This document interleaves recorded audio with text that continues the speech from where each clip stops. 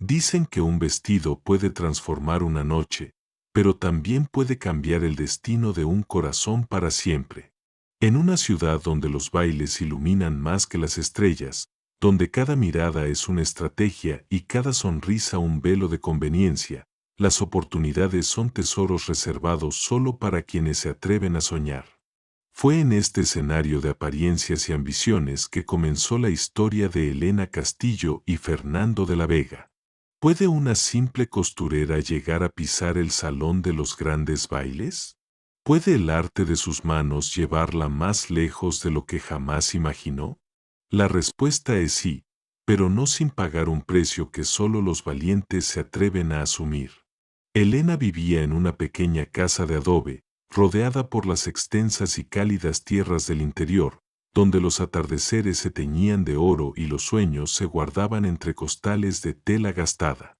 Desde niña, pasaba horas frente al telar improvisado de su tía, dibujando en retazos de lino los diseños que solo existían en su mente, vestidos que danzaban con el viento, bordados que atrapaban la luz como diamantes secretos. Sus tías, al ver en sus ojos ese brillo que ningún trabajo de campo podía apagar, decidieron escribir una carta a doña Carlota Rivas, una costurera influyente de la capital y vieja amiga de la familia, suplicando que le diera a Elena una oportunidad. No una caridad, sino la posibilidad de que su talento encontrara un lugar digno. La respuesta no tardó en llegar. Con palabras corteses y una promesa velada, doña Carlota aceptó recibir a la joven como aprendiz. Así, Elena, con una maleta modesta y el corazón latiendo con la fuerza de quien deja atrás lo conocido, partió hacia la capital. Lo que encontró allí superó cualquier boceto que hubiera soñado. Un taller lleno de tejidos de seda, perlas diminutas como lágrimas y hilos dorados que serpenteaban sobre las mesas como rayos de sol cautivos. Pero también conoció a una mujer que, detrás de sus sonrisas perfumadas, ocultaba la mirada fría de quien sabe reconocer un diamante en bruto y explotarlo hasta la última hebra. Así comenzó el nuevo capítulo de la vida de Elena, en una ciudad donde las oportunidades no se regalan, se toman. Dicen que el hilo más fino puede bordar no solo un vestido, sino también el destino de quien lo teje en silencio. Las campanas de la capital repicaban al amanecer, mientras en el taller de doña Carlota el aire se llenaba de hilos suspendidos, telas crujientes y susurros cargados de urgencia. El gran baile de máscaras, el evento más esperado del año, estaba a solo unas semanas de distancia y las damas de la alta sociedad desfilaban por el atelier como aves altivas, exigiendo vestidos que deslumbraran más que cualquier estrella en la bóveda celeste. Elena, con sus manos pequeñas y hábiles, cosía sin descanso, bordando encajes con la precisión de quien esculpe su propia alma en cada puntada. Nadie, ni siquiera doña Carlota, sospechaba que mientras trabajaba en los encargos de las clientas, guardaba en su corazón y en su cuaderno de croquis un diseño secreto, su obra maestra, un vestido que solo ella usaría, aunque fuera en sueños. ¿Y cómo no imaginarse en aquel salón iluminado por 1000 candelabros, envuelta en sedas que sus propios dedos habían transformado en arte? ¿Cómo no desear, al menos una vez, pisar el mármol reluciente del palacio donde las miradas se cruzan y los destinos cambian para siempre? La respuesta era inevitable. Sí, lo deseaba con cada latido, aunque el precio fuera alto, aunque el riesgo fuera perderlo todo. Cada noche, cuando las luces del taller se apagaban y doña Carlota se retiraba a su aposento, Elena se quedaba unos minutos más, con el corazón palpitando en la garganta, acariciando los pliegues del tafetán rosa pétalo, el tejido más exquisito de toda la tienda, reservado solo para la clientela más adinerada, y ahora, reservado en secreto para ella. Lo había escondido con astucia entre otros rollos menos vistosos, arrancando pequeños trozos que nadie notaría, justificando cada falta con un error de cálculo o una confusión en el pedido. El vestido comenzó a tomar forma en silencio, como una promesa bordada a escondidas, mangas sutilmente abullonadas, un corsé ceñido que resaltaba la cintura y una falda amplia, ondulante, como una ola de terciopelo que se derramaba sobre el suelo. Pero no era solo un vestido, era su pasaporte a un mundo prohibido, a una noche donde, por fin, Elena Castillo no sería la aprendiz pobre escondida en la trastienda, sino una dama más entre las máscaras, con la cabeza erguida y el alma desbordante. Mientras tanto, el atelier se convertía en un hervidero de risas falsas, órdenes gritadas y perfumes intensos que intentaban ocultar la ansiedad.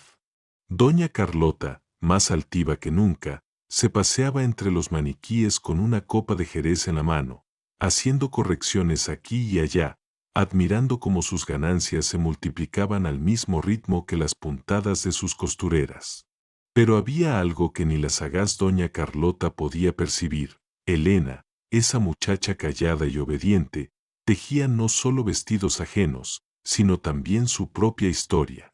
Una tarde, mientras Elena ajustaba la bastilla de un vestido para la Marquesa de los Ríos, escuchó por casualidad a dos clientas cuchicheando en el salón principal. «Dicen que el rey Fernando irá al baile», murmuró una, llevándose el abanico a los labios con aire cómplice. «¿El viudo? No lo creo. Lleva años encerrado en su palacio. Pero se rumora que busca empezar de nuevo, tal vez elegir una esposa entre las nobles que asistirán». Elena tragó saliva, sintiendo como su aguja temblaba ligeramente entre los dedos. No era solo un baile, era el baile. La noche donde todo podía suceder, donde los corazones, por más blindados que estuvieran, podían rendirse al misterio detrás de una máscara.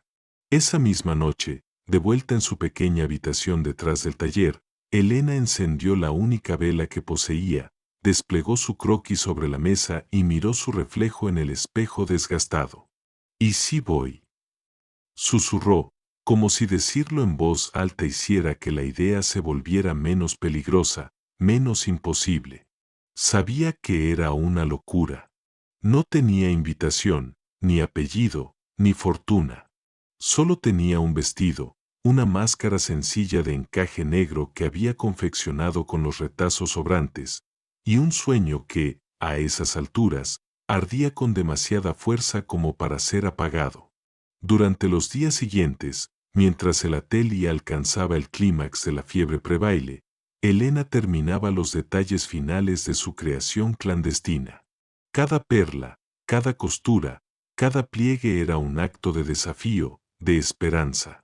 Finalmente, cuando el vestido estuvo completo, lo escondió cuidadosamente en una maleta de cartón bajo su cama, junto con la máscara y los zapatos de satén que había reparado ella misma con los retales sobrantes de los encargos para las clientas ricas. El día del baile, Elena ayudó a vestir a las damas más importantes de la ciudad, ajustó corsés, acomodó tiaras y recibió órdenes con la cabeza baja, como siempre. Nadie sospechaba que, esa noche, después de que todas partieran en carruajes brillantes hacia el palacio, ella también se transformaría. Cuando las últimas luces del taller se apagaron, Elena respiró hondo, sacó la maleta de su escondite y, con las manos temblorosas, se vistió. El espejo le devolvió una imagen que no reconocía, una mujer segura, elegante, con los labios pintados de carmín y el vestido que parecía haber nacido de la luz misma. La ciudad se sumía en la noche, los carruajes rodaban por las calles empedradas rumbo al palacio, y Elena, con la máscara cubriendo la mitad de su rostro y el corazón palpitando como un tambor desbocado, cruzó la puerta trasera del taller, sin mirar atrás. Iba decidida a vivir, al menos una vez, el sueño que había cosido en secreto puntada a puntada, aunque al amanecer, ese sueño pudiera desvanecerse como un retazo de tela olvidado en el suelo del taller.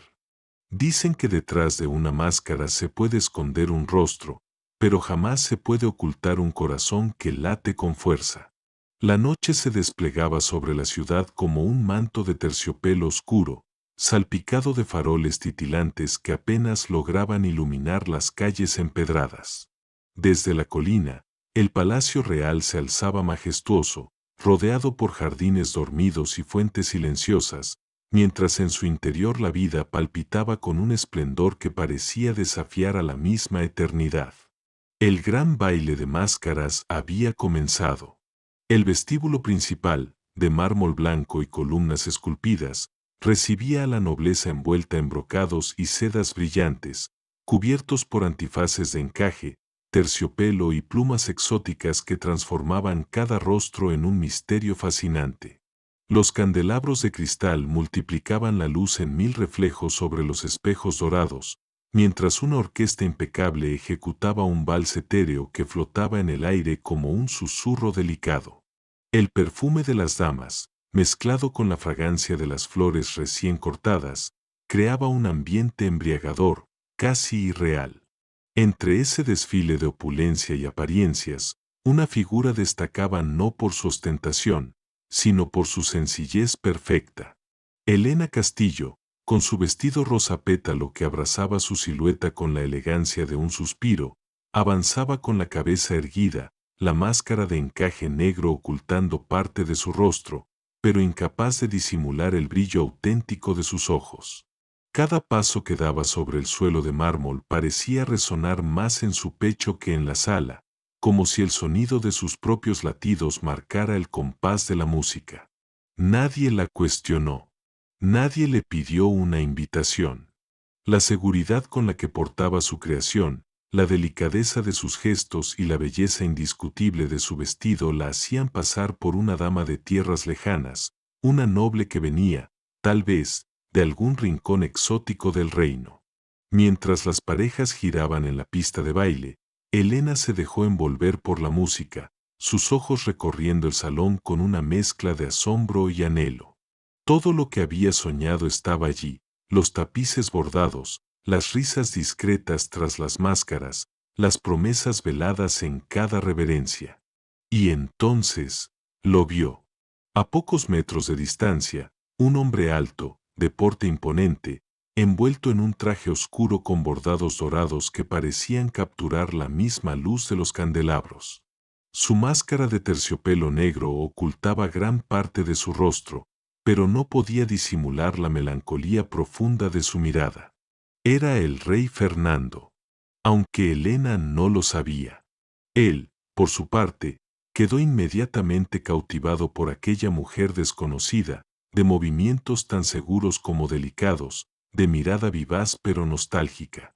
Había algo en ella, una luz que no había visto en años, ni siquiera en los interminables desfiles de nobles que buscaban su favor. Fernando cruzó el salón sin apartar los ojos de ella. Elena sintió que el aire se espesaba a su alrededor cuando él se inclinó levemente, ofreciéndole la mano enguantada. ¿Me concede esta danza?, preguntó con voz grave y serena. Elena, tragando la oleada de nervios que le invadió, asintió suavemente y colocó su mano sobre la de él, dejando que la guiara hacia el centro de la pista. La música cambió, iniciando un vals que parecía escrito solo para ellos. Alrededor, las demás parejas giraban en una coreografía perfecta, pero para Elena y Fernando, el mundo se había reducido al roce de sus manos, al sonido sutil de sus pasos y al latido silencioso de lo que estaban haciendo entre ellos sin que ninguno pudiera explicarlo. Nunca la había visto en la corte, murmuró Fernando, mientras la conducía con maestría por la pista. Tal vez, no ha mirado con suficiente atención, respondió Elena, con una sonrisa enigmática que se dibujó bajo la máscara. Fernando soltó una risa baja, sorprendido por el desparpajo sutil de aquella dama misteriosa. Elena, por su parte, se sentía como suspendida en un sueño, la seda de su vestido rozando el mármol, la música llevándola en volandas, la mirada intensa de aquel desconocido que no le pedía nada, solo la acompañaba, en silencio, en aquella danza que parecía no tener final. Durante aquella eternidad disfrazada de minutos, hablaron poco, pero sus silencios dijeron todo. Él le contó que había pasado años oculto en la sombra, buscando un motivo para volver a sonreír. Ella confesó, sin decirlo, que había llegado allí desafiando todas las reglas. Y en medio de esa confidencia muda, sus almas se reconocieron. La música fue apagándose lentamente, como si incluso los músicos se resistieran a interrumpir aquella magia. Fernando la condujo hacia un rincón más apartado, junto a una de las puertas acristaladas que daban al jardín, donde la brisa nocturna acariciaba las hojas de los naranjos en flor. Me temo que no debo quedarme más tiempo, susurró Elena, bajando la mirada, de pronto consciente de lo frágil que era aquella burbuja de felicidad. Fernando tomó suavemente su mano, apretándola entre las suyas. Entonces, al menos permítame saber su nombre, pidió, con una súplica contenida en la voz. Elena sonrió, negando con dulzura. Las máscaras no están hechas para eso. Y antes de que él pudiera insistir, se inclinó brevemente en una reverencia y se alejó, su vestido flotando tras ella como una estela de luz. Fernando permaneció inmóvil, viendo cómo desaparecía entre la multitud de antifaces y sedas. No sabía quién era, de dónde venía, ni por qué aquella mujer había logrado, en una sola danza, derribar los muros que él mismo había construido durante años. Pero en su mente y en su corazón, solo tenía una certeza: la encontraría. Costara lo que costara. Dicen que no hay traición más cruel que la que se esconde tras una sonrisa amable, y que no hay amor verdadero que pueda ser sepultado por el engaño. Elena cruzó las puertas traseras del taller poco antes del amanecer, con el corazón aún vibrando por la danza que había compartido con aquel hombre enmascarado, sin saber que había estado en los brazos del propio rey. El aire frío de la madrugada parecía incapaz de enfriar el ardor que sentía en la piel ni la emoción que le encendía el alma. Pero esa felicidad apenas alcanzó a durar unos instantes. Cuando empujó la puerta del taller, creyendo que todo el mundo dormía, se encontró de frente con doña Carlota, sentada en su silla de terciopelo, con la lámpara encendida y una expresión que congeló la sangre de Elena al instante. ¿Y bien?, dijo la mujer, con una sonrisa ladeada, mientras sus dedos tamborileaban con parsimonia sobre el brazo de la silla. ¿Te divertiste? Elena, con la respiración entrecortada y la maleta aún en la mano, no supo qué responder. No tienes que explicarte, continuó doña Carlota, levantándose lentamente y acercándose a ella, como una serpiente que mide a su presa. Lo he visto todo. El vestido, el tafetán que desapareció, la costura inconfundible. Elena apretó los labios, sintiendo como la vergüenza y el miedo se enredaban en su garganta. Pensaste que no lo notaría, ¿verdad?, susurró la mujer, ahora tan cerca que Elena podía oler el perfume empolvado que siempre usaba. Pero ninguna puntada de este taller se mueve sin que yo lo sepa. Antes de que Elena pudiera articular alguna disculpa, doña Carlota giró bruscamente sobre sus talones y ordenó con voz firme: «Fuera. Esta misma mañana harás las maletas. No volverás a tocar una aguja en este taller, ni en ningún otro de la ciudad, si yo puedo evitarlo. Por favor, puedo pagar el tejido, trabajaré el tiempo que sea necesario», suplicó Elena, con lágrimas asomando en sus ojos. Pero doña Carlota rió con desdén, un sonido seco que rebotó en las paredes silenciosas del taller. ¿Pagar? No tienes idea de cuánto costaba ese tejido, ni de lo que costará ahora tu desobediencia. Y sin más, giró y desapareció entre los pasillos, dejando a Elena rota, con el vestido aún pegado al cuerpo y la certeza de que su sueño acababa de desplomarse como un castillo de cartas. Esa misma mañana, empaquetó lo poco que tenía y, con el rostro pálido y los ojos hinchados de llorar, tomó el carruaje de regreso al interior, a la casa humilde de sus tíos. El viaje que meses atrás había significado una esperanza, ahora era una huida marcada por la derrota. Mientras tanto, en el palacio, el rey Fernando no había podido dormir. Desde el instante en que aquella dama misteriosa desapareció entre la multitud del baile, su mente había quedado atrapada en la imagen de su sonrisa y en el eco de sus palabras que se desvanecían, las máscaras no están hechas para eso. Con una determinación que sorprendió incluso a sus consejeros más cercanos, Fernando movilizó a sus más leales súbditos. Ordenó que revisaran la lista completa de invitados, que interrogaran discretamente a cada familia noble, que buscaran en los registros de los carruajes, pero todo fue en vano. Nadie parecía saber quién era aquella mujer de vestido rosa pétalo y máscara de encaje negro. Los rumores, sin embargo, se esparcían por la ciudad como fuego entre la hojarasca. Las damas que la vieron en el baile no dejaban de hablar de ella, de su elegancia, de la perfección de su vestido, de cómo parecía surgir de la nada y luego desvanecerse como un suspiro. Una mañana, uno de los caballeros de confianza del rey, don Julián, hombre meticuloso y observador, paseaba por una de las avenidas comerciales cuando sus ojos se posaron en la vitrina del atelier de doña Carlota. Allí, exhibido con descarada ostentación, estaba el vestido rosa pétalo, el mismo diseño que el rey había descrito con tanto detalle en su desesperada búsqueda.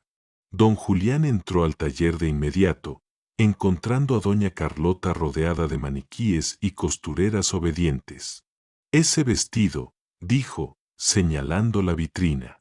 Doña Carlota sonrió, la misma sonrisa de serpiente con la que había despedido a Elena días antes. Una creación exclusiva de Miatelli, mintió sin pestañear. La clienta prefirió permanecer en el anonimato. Ya sabe, la discreción es una virtud muy valorada en estos círculos. Don Julián frunció el ceño, pero no se dejó engañar. Su Majestad está dispuesto a pagar lo que sea necesario por información sobre la mujer que llevó ese vestido al baile, anunció con firmeza. Doña Carlota, que hasta ese momento se había mantenido en una interpretación impecable, no pudo ocultar el destello de codicia en sus ojos. ¿Pagar?, repitió, como quien saborea una palabra deliciosa. El caballero asintió, depositando sobre la mesa una bolsa con monedas que tintineó con un sonido metálico y tentador. La máscara de altivez de doña Carlota cayó en un instante.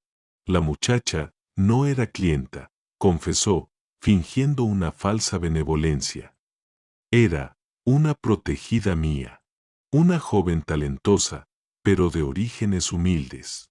Me apiadé de ella, le di techo y trabajo, pero se fue. ¿Dónde está ahora?, preguntó don Julián, casi sin aliento.